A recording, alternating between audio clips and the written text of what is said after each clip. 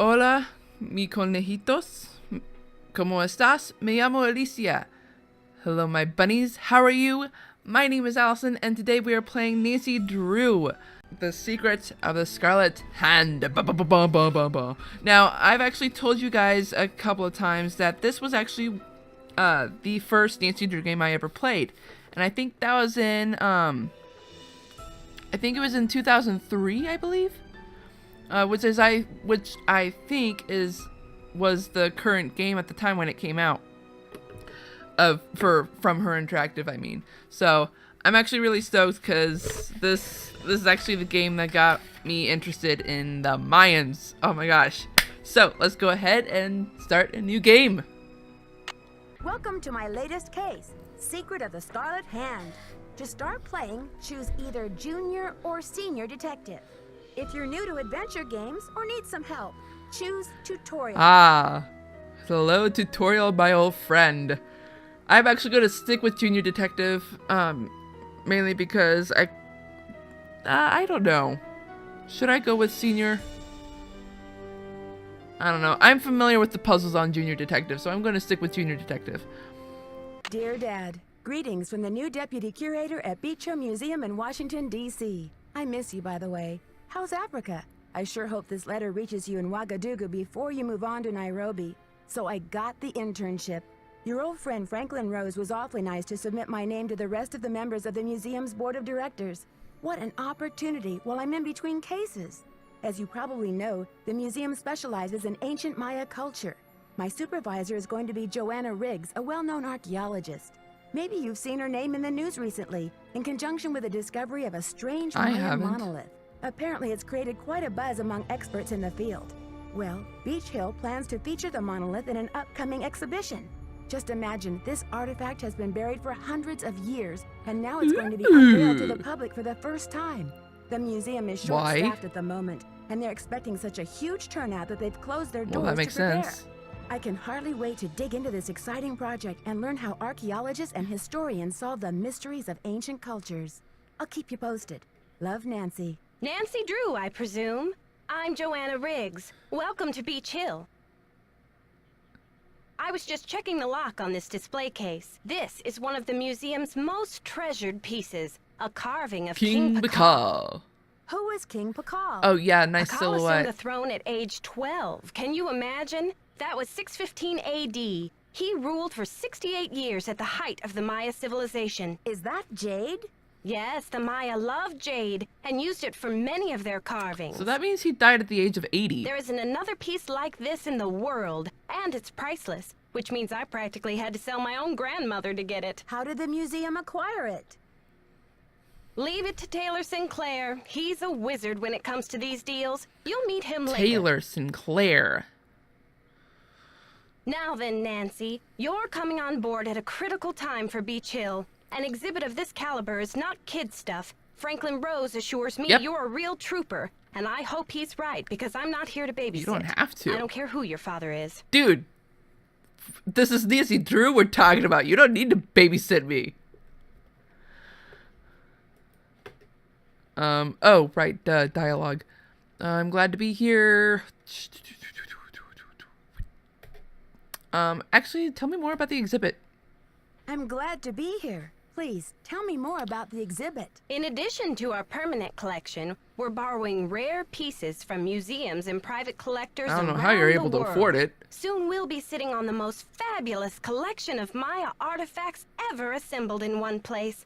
And now that we've scored the monolith, too, Beach Hill sera numero uno. You do not know how to pronounce Spanish, do you? Será número uno. I know my dialect. Do it correctly, madam. Was the monolith excavated in Mexico? Yes, a hot young team of archaeologists, I like how she pronounces Americans that. and Mexicans both, dug it out of a cave near Palenque. Every curator from here to Siberia was trying to get a hold of it, but I'm the one who closed the deal. And how was that possible? Oh, right, Taylor Sinclair. Why do you mention the nationalities of the archaeologists? Because in archaeology, everyone wants to be king of the sandbox. I became a curator because I want to help make artifacts available to as many people as possible. That's all that matters, isn't it? Unless you're Alejandro Del Rio. Well, we're actually going to be looking at the monolith pretty soon, so I'm going to ask... Who's Alejandro Del Rio? Ugh, wouldn't you rather hear about the monolith? It's a massive pillar He gets of stone, that under your nearly skin. 1,500 years old with Maya glyphs carved into it. We've installed it in the garden. Wait until you see it. Oh, man. I'm actually not going to be able to record for very long, but I'm going to record as much as I can, at least until you guys hear really loud knocking in the background. I didn't observe the time when she called me, but... Let's see. Ooh, there's 3 options this time. What purpose does... Well, no one knows the purpose. Shut up. Let's see. Which one?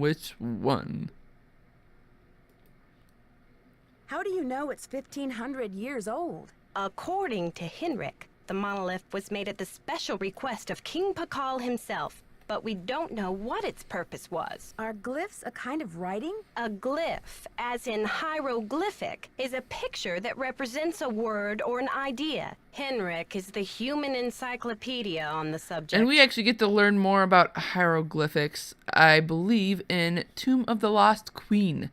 That's actually one of my favorite games, actually. Let's see. How many glyphs? Shut up, Nancy.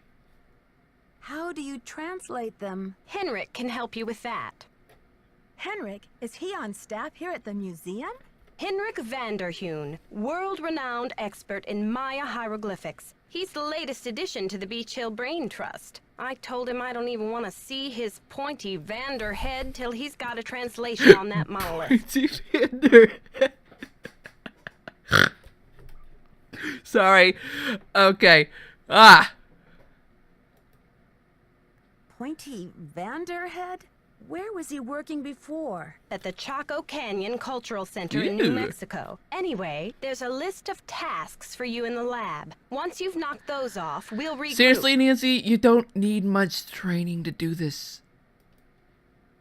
Shouldn't I have more training? Don't worry, you'll be in the swing of things soon enough. Go ahead and take a look around the museum. I want to see if I can get her to say that phrase. Muy interesante. Muy interesante. Or just roll Muy up your sleeves interesante. and hit the lab. Any last advice before I get down to business? Semper ubi Yes. ubi. Ah, she said it. Okay, so that is actually a Latin phrase. And coincidentally, when I first played this game, I didn't know what that phrase meant until I looked it up. And, well, not until I looked it up, until I saw a playthrough of it on someone's YouTube channel. And it actually turns out that, semper sub ubi sub ubi? Semper ubi sub ubi. Ubi is, translated is where, W-H-E-R-E. So, semper ubi sub ubi, always wear underwear. Always makes me laugh. Oh man. So these are degrees and achievements as well. Ah, this is an actual place. The Great Plaza of Tikal, Guatemala. This is an actual place. I think they were able to take a picture of it and draw it into concept art, which is really fascinating. I think they did a great job. And if that's not concept art, they did a great job of plastering a picture inside a game. Ah, there's her coat, her Mayan things. What is over here? Ooh, a magazine. Rutherford! Prudence Rutherford! Oh, she is a recurring character in the Nancy Drew games. I'm so glad they decided to make her a recurring character. I will actually show this, guys, to you in the next video, but I just wanted to point that out to you all. I don't know why we're able to view that. I think just a piece of art to look at. But, behind this door is the rest of the building, and I am so excited. Actually, you know what? Since the rest of the building is let's just go ahead and check out this interview. An interview with Prudence Rutherford, Daphne Wu. How did a New York society woman like yourself end up in Topeka, Kansas? My husband, Herbert Laszlo, was a hydro engineer. When he got appointed to head up the Kansas River Flood Control Project, naturally we came to Topeka. When Herbert drowned, everyone thought I would make a beeline back to New York, but after 36 years in Topeka, I just didn't have the heart to leave. The truth is, this is my home now.